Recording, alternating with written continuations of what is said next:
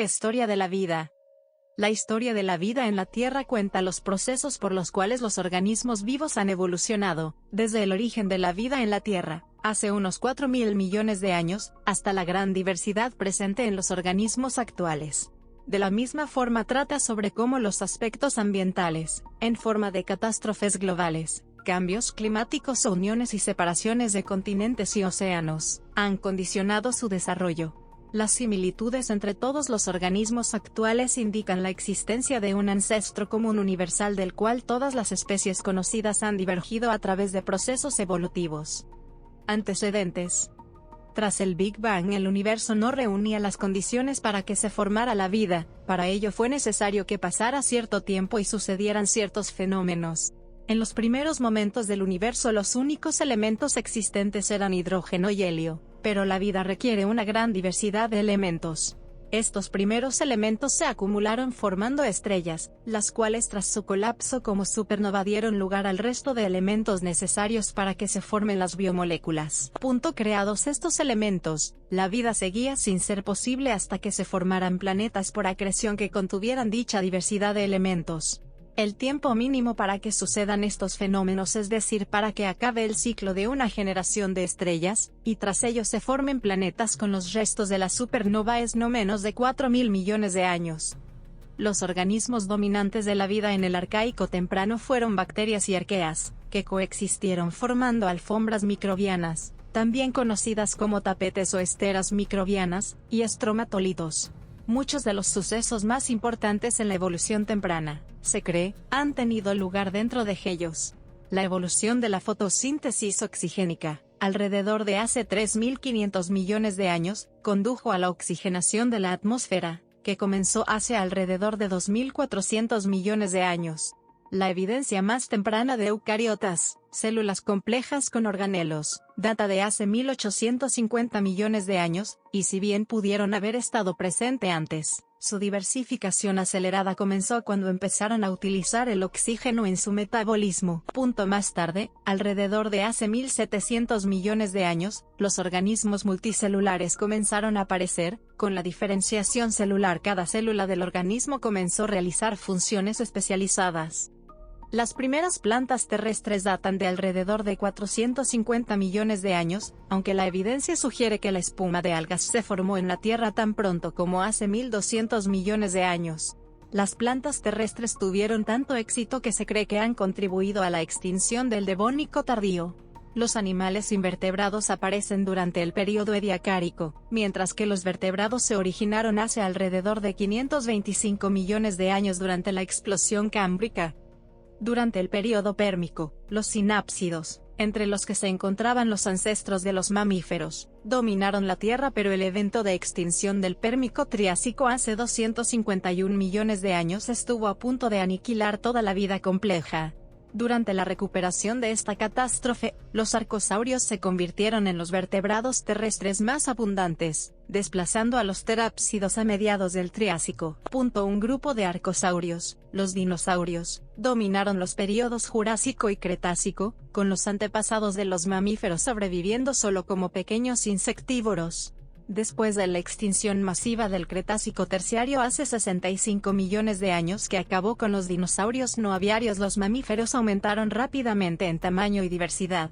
Estas extinciones masivas pudieron haber acelerado la evolución, proporcionando oportunidades para que nuevos grupos de organismos se diversifiquen.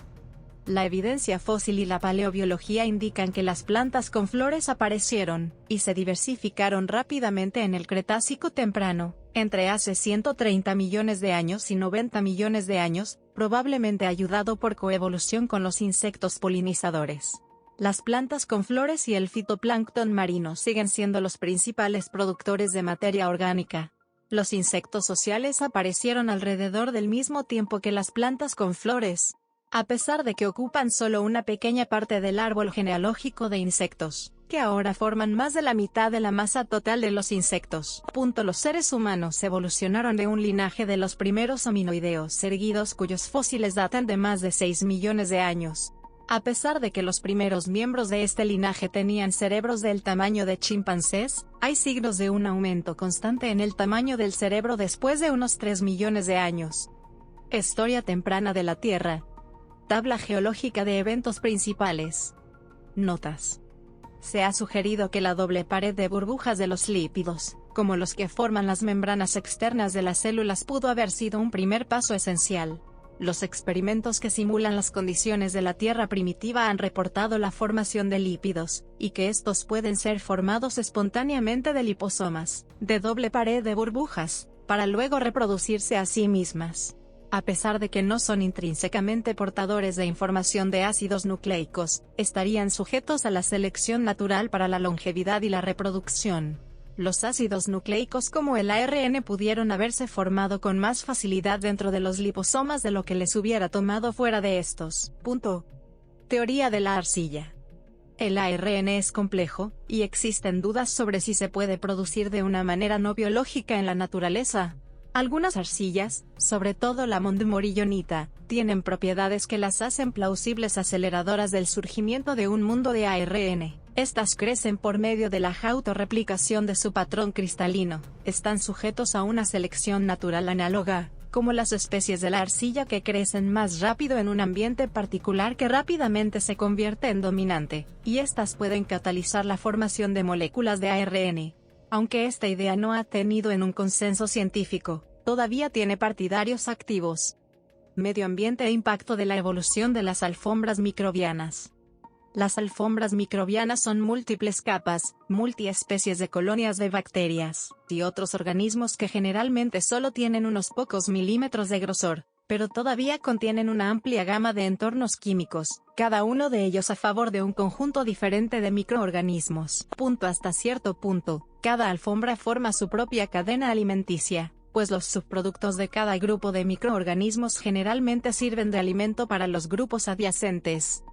Los estromatolitos son pilares rechonchos construidos como alfombras microbianas que migran lentamente hacia arriba para evitar ser sofocados por los sedimentos depositados en ellos por el agua. Ha habido un intenso debate acerca de la validez de fósiles que supuestamente tienen más de 3.000 millones de años, con los críticos argumentando que los llamados estromatolitos podrían haberse formado por procesos no biológicos. Se han reportado estromatolitos en rocas de hace 3.500 millones de años en Australia, y recientemente posibles estromatolitos en Groenlandia con una antigüedad de 3.700 millones de años. En las modernas alfombras bajo el agua, la capa superior consiste a menudo de cianobacterias fotosintéticas que crean un ambiente rico en oxígeno, mientras que la capa inferior es libre de oxígeno y, a menudo dominado por el sulfuro de hidrógeno emitido por los organismos que viven allí. Se estima que la aparición de la fotosíntesis oxigénica por las bacterias en las alfombras aumentó la productividad biológica por un factor de entre 100 y 1.000. El agente reductor utilizada por la fotosíntesis oxigénica es el agua, pues es mucho más abundante que los agentes geológicos producidos por la reducción requerida de la anterior fotosíntesis no oxigénica.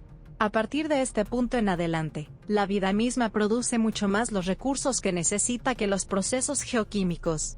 El oxígeno, en ciertos organismos, puede ser tóxico, pues estos no están adaptados a él. Asimismo, en otros organismos que sí lo están, aumenta considerablemente su eficiencia metabólica.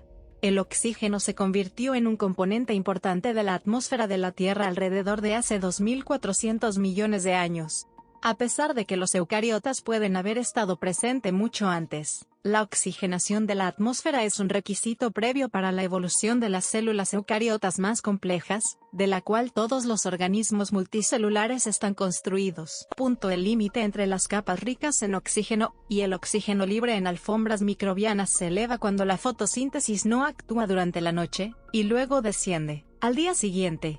Esto ha creado una presión de selección para los organismos en esta zona intermedia para adquirir la capacidad de tolerar y utilizar el oxígeno, posiblemente a través de la endosimbiosis, donde un organismo vive dentro de otro y ambos se benefician de su asociación. Las cianobacterias tienen la mayor caja de herramientas bioquímica completa de todos los organismos que forman la alfombra. Por lo tanto, estos son los organismos más autosuficientes de este sistema, y se adaptan bien al borrar por su cuenta, tanto como alfombras flotantes como el primer fitoplancton, proporcionando la base de la mayoría de las cadenas tróficas marinas. Diversificación de eucariotas. Las eucariotas pudieron haber estado presente mucho antes de la oxigenación atmosférica, pero las más modernas eucariotas requieren oxígeno, el cual las mitocondrias usan como combustible para la producción de ATP, el suministro de energía interna de todas las células conocidas. En los 1970 se propuso y, después de muchos debates, fue ampliamente aceptado que los eucariotas surgieron como resultado de una secuencia de endosimbiosis entre procariotas. Por ejemplo, un microorganismo depredador invadió un procariota más grande, probablemente una arquea, pero el ataque fue neutralizado, y el atacante se volvió residente y evolucionó dentro de la mitocondria. Una de las quimeras más tarde trató de engullir una cianobacteria fotosintética, pero la víctima sobrevivió en el interior del atacante, y la nueva combinación se convirtió en el ancestro de las plantas, y así sucesivamente. Después de que cada endosimbiosis comenzara, los socios ya habrían eliminado la duplicación improductiva de las funciones genéticas de reorganización de su genoma, un proceso que a veces implicaba la transferencia de genes entre ellos. Otra hipótesis propone que las mitocondrias eran originalmente endosimbiontes que metabolizaban hidrógeno o azufre, y más tarde se convirtieron consumidores de oxígeno. Por otra parte, las mitocondrias podrían haber sido parte del equipo original de los eucariotas. Existe un debate acerca de cuándo aparecieron por primera vez los eucariotas. La presencia de esteranos en pizarras australianas puede indicar que los eucariotas estuvieron presentes hace 2,7 GA años, signo de multiplicación 109. Sin embargo, un análisis en el año 2008 llegó a la conclusión de que estos productos químicos se infiltraron en las rocas de menos de 2,2 GA, y no prueba nada sobre el origen de los eucariotas.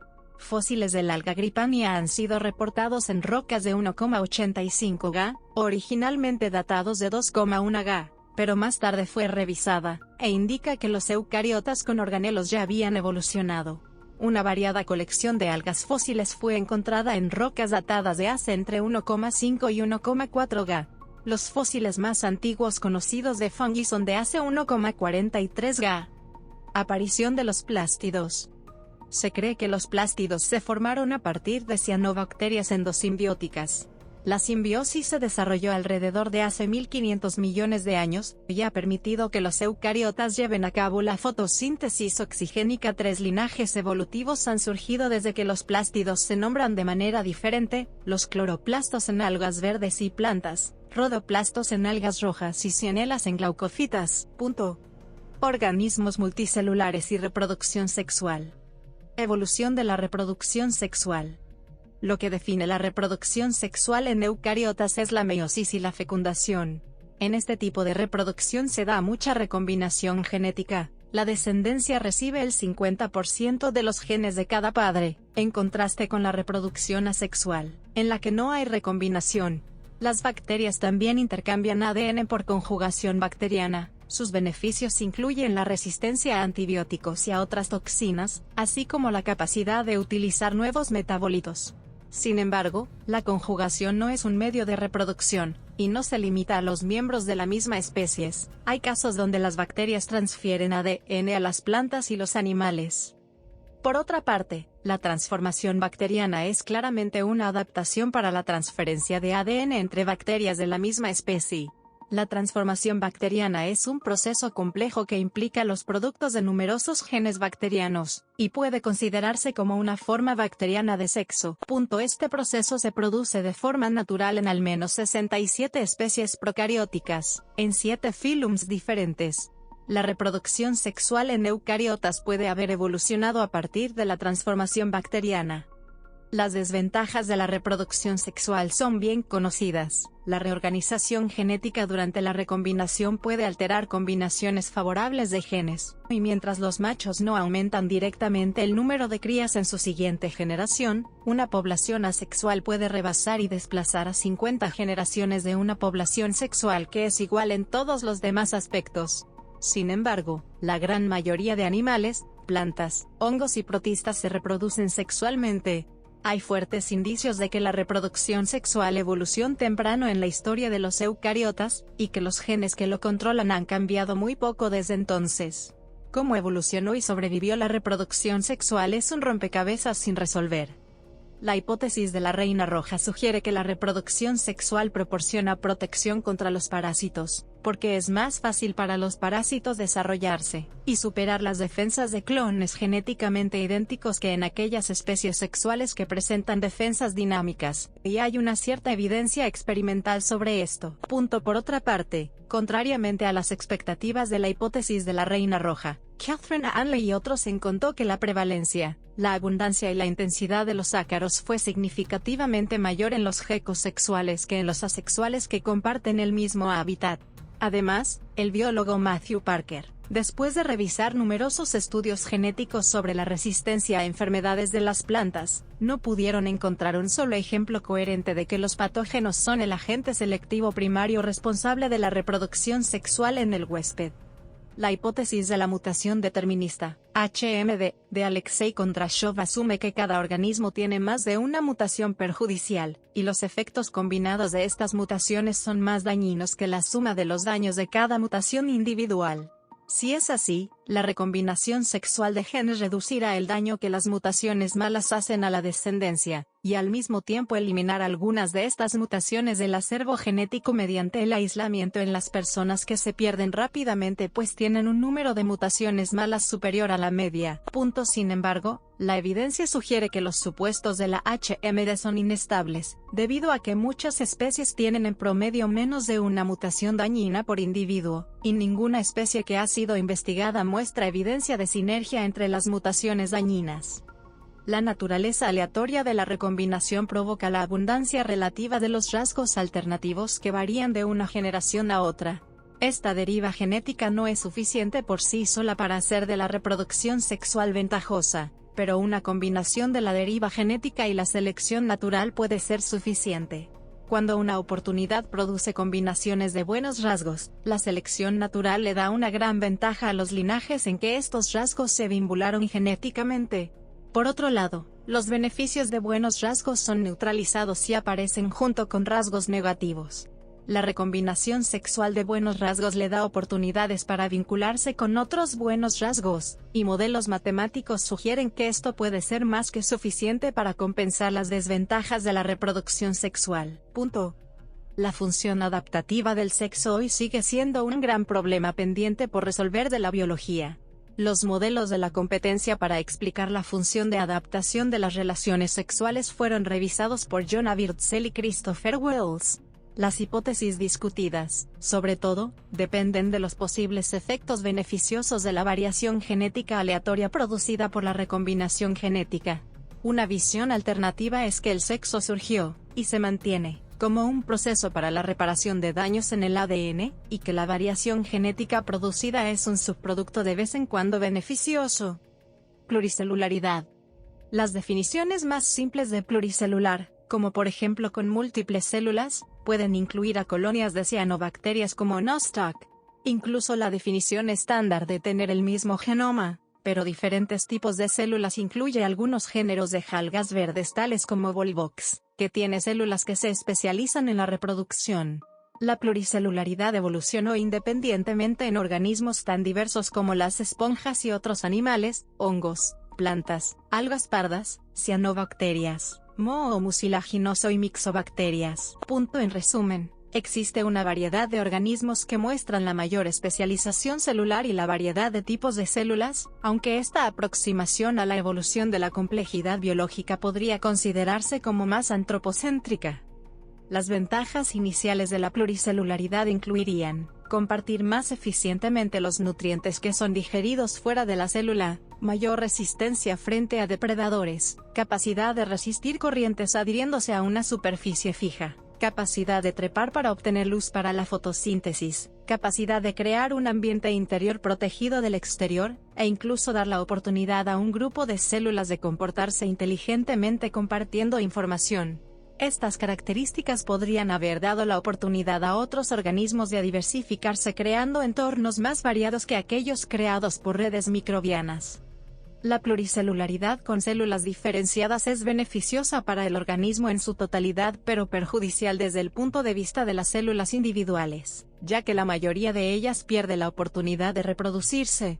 En un organismo pluricelular asexual, aquellas células que retengan la capacidad de reproducción pueden tomar el control y reducir el organismo a una masa de células indiferenciadas. La reproducción sexual elimina dichas células de futuras generaciones, y por lo tanto tiende a ser un prerequisito para una pluricelularidad compleja. Los indicios disponibles indican que los eucariotas evolucionan mucho antes pero permanecen desapercibidos hasta una rápida diversificación hace alrededor de 1.000 millones de años.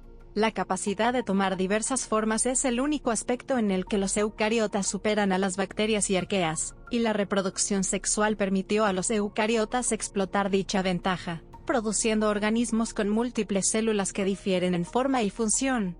Indicios fósiles. La biota francevillian, datada en 2100 millones de años, es el primer grupo de organismos fósiles probablemente pluricelulares. Podrían haber tenido células diferenciadas. Otro de los primeros fósiles pluricelulares, Kingshania, datado en 1700 millones de años, consistiría en células virtualmente idénticas. Las algas rojas conocidas como Bangiomorpha, datadas en 1200 millones de años, son los primeros organismos conocidos que poseen con certeza células diferenciadas y especializadas, y son también los organismos conocidos más antiguos que se reproducen sexualmente. Parece que los fósiles de Tapania de hace 1430 millones de años interpretados como hongos serían pluricelulares, con células diferenciadas. Orodischia, encontrado en rocas que datan de 1500 a 900 millones de años, podría haber sido un metazoo temprano. Sin embargo, también se ha interpretado como una colonia de foraminíferos. Evolución de los animales. Los animales son organismos pluricelulares y se distinguen de las algas, plantas y hongos por su falta de pared celular. Todos los animales tienen motilidad, aunque sea solo en algunas etapas de su vida. Todos los animales, con la excepción de las esponjas, presentan cuerpos diferenciados con separación entre diferentes tejidos, incluyendo los músculos, que mueven partes del animal al contraerse, y los tejidos nerviosos, que transmiten y procesan señales. Véase también notas referencias. Señales. Véase también notas referencias. Señales. Véase también notas referencias. Señales.